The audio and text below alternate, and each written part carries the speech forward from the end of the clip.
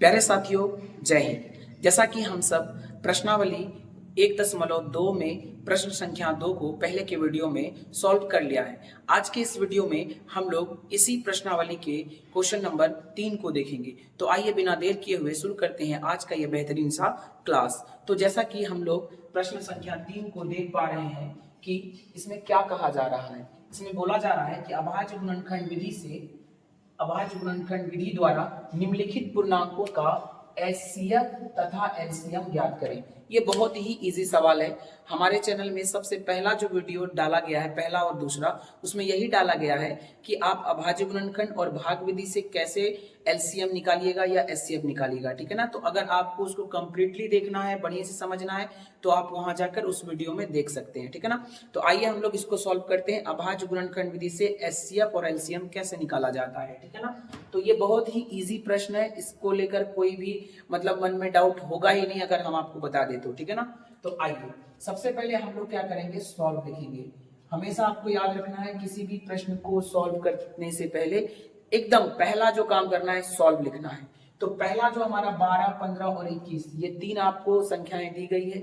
अगर आप चाहते हैं तो इसको मान लीजिए क्या भाई, ए बराबर हो गया आपका 12 और बी बराबर हो गया आपका 15 और सी बराबर हो गया आपका 21। तो इस तरीके से आपको तीन संख्याएं मिली है और इन तीनों संख्याओं को गुणनखंड करना है। उसके बाद इसका एचसीएफ और एलसीएम निकालना है। तो आइए 12 का गुणनखंड करते हैं।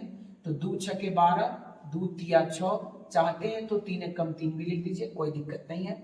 आइए 15 को भी इसी तरीके से तोड़ लेंगे हम लोग। तो 3 पचे 15 और 5 एकम 5, ठीक है ना। उसी प्रकार से 21 को भी तोड़ लेंगे, 2 से तो कटेगा नहीं, 3 सत्ते 21 और 7 एकम 7। तो अब इस तरीके से हम लोग क्या करेंगे, हर एक संख्या का जो गुणनखंड हम किए हैं उसको उसके सामने लिखेंगे, ठीक है ना। तो आइए हम 12 का जो गुणनखंड किए तो हमें मिला 2 गुना 3 और गुना 1। उसके बाद 15 का जो गुणनखंड किए उसमें 3 गुना 5 और गुना 1।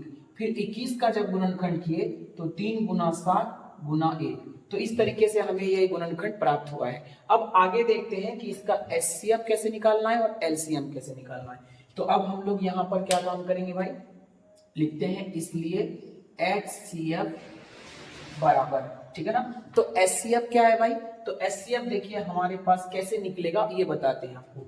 यहाँ देखिए 12 की गुणनखंड में 2 बार आया है, उसके बाद 2 इसमें आया ही नहीं है भाई, और इसमें भी नहीं आया, तो 2 कॉमन नहीं आएगा। जो चीज तीनों में मिलेगा उसी को कॉमन लेना है, अन्यथा कॉमन नहीं लेना है। तो अगर आप देखें यहाँ पे 3 है, यहाँ पे 3 है, यहाँ पे 3 है, तो इन तीनों जगहों में एक एक 3 है, 3 कॉमन आ जाएगा।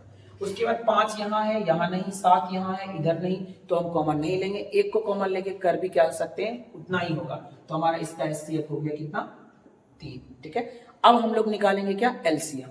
तो लिखेंगे इसलिए एलसीएम बराबर, एलसीएम का फंडा बस यही है एक सबसे आसान, कि आप देखिए कि जो संख्या हम कॉमन ले रहे हैं वो किसके गुणनखंड में अधिक बार आया है।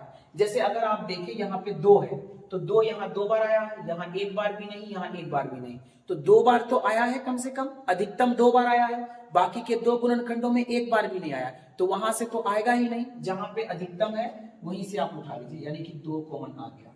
उसके बाद 3 यहाँ 1 बार, यहाँ 1 बार, यहाँ 1 बार, हर जगह 1 बार आया है, तो 1 बार ही कॉमन आएगा, ठीक है। उसके बाद देखिए यहाँ पे 5 नहीं है, यहाँ पे है, तो एलसीएम में एक ही बात याद रखना है कि जो कॉमन आया ले लीजिए, जो बच गया सबको उठा लीजिए, छोड़ना किसी को नहीं है, ठीक है ना।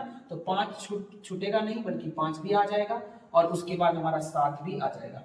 अब क्या काम करेंगे हम लोग, इसका गुणनफल निकालेंगे। 2 दूनी 4, 4 तिया 12, 12 पंचे 60, 60 को अगर 7 से गुना करेंगे तो 442।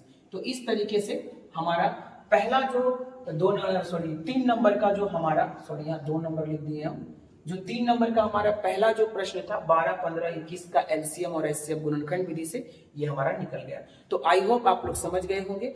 आप इसे अच्छे से स्क्रीनशॉट ले लीजिए और घर पर ज्यादा से ज्यादा सवालों का प्रैक्टिस कीजिए, ठीक है ना।